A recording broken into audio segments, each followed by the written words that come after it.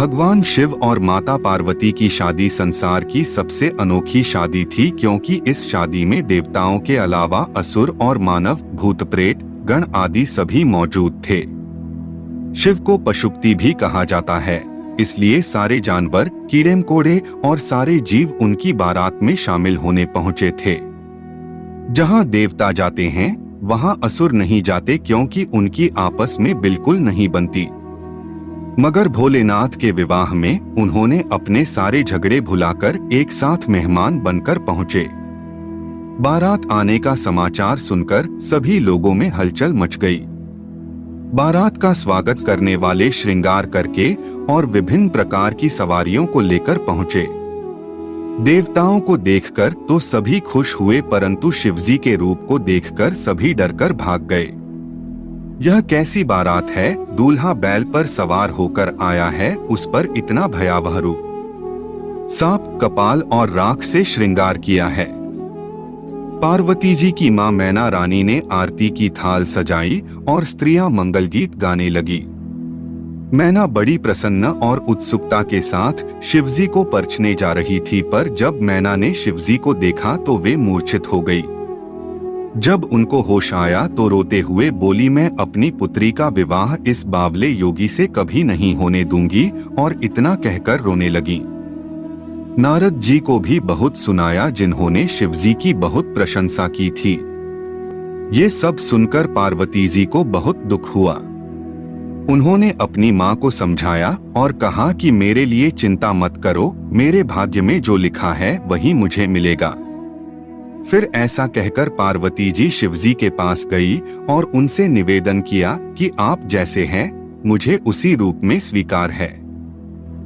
इतना कहना था कि तभी भगवान विष्णु वहां पहुंचे और कहा कि आप चिंता न करें, आज भोलेनाथ का ऐसा रूप बनेगा जिसे देखकर सभी दंग रह जाएंगे। और फिर विष्णु जी ने महादेव का श्रृंगार किया और सुंदर वस्त्र पहनाए। भोलेनाथ के इस रूप को विष्णु जी ने चंद्रशेखर नाम दिया।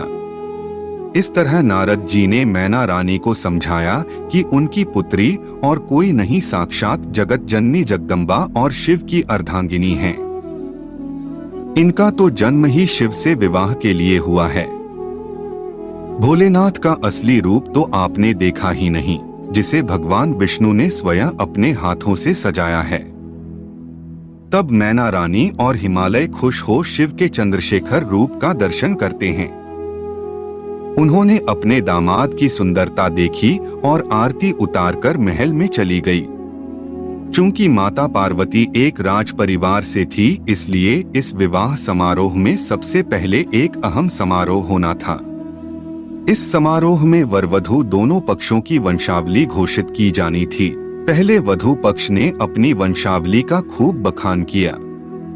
जब वधू पक्ष ने अपने वंशावली का बखान समाप्त किया तो सभी लोग वर पक्ष की ओर देखने लगे। सभी अतिथि इंतजार करने लगे कि वर की ओर से कोई उठकर भगवान शिव के वंश के बारे में बोलेगा, परंतु किसी ने कुछ नहीं कहा। माता पार्वती के पिता पर्वत राज हिमालय ने भोलेनाथ से अनुरोध किया कि अपने वंश के बारे में कुछ बताए, पर वे कहते क्या, क्योंकि उनका कोई परिवार तो था ही नहीं और न वंश। वे तो स्वयं जगत पिता है। भगवान शिव चुपचाप बैठे रहे।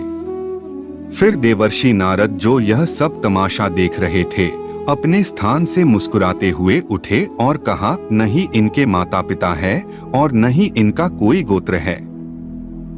यह सुनकर पर्वतराज हिमालय चौंक गए। तब नारद जी ने सबको बताया कि शिव तो स्वयंभू है, उन्होंने खुद अपनी रचना की है। अपनी क्या, समस्त संसार की रचना इनसे ही हुई है। इस संसार के कण कण में शिव विद्यमान है, तो फिर उनका परिवार कैसे हो सकता है? नारद जी ने माता पार्वती के माता पिता का भ्रम दूर किया और इस प्रकार शिव पार्वती का विवाह निर्विघ्न संपन्न हुआ। दोस्तों, उम्मीद करता हूँ आपको आज की कहानी पसंद आई होगी। पसंद आई हो तो लाइक, शेयर और वीएम स्टोरी टीवी चैनल को सब्सक्राइब करना ना भूले। धन्यवाद।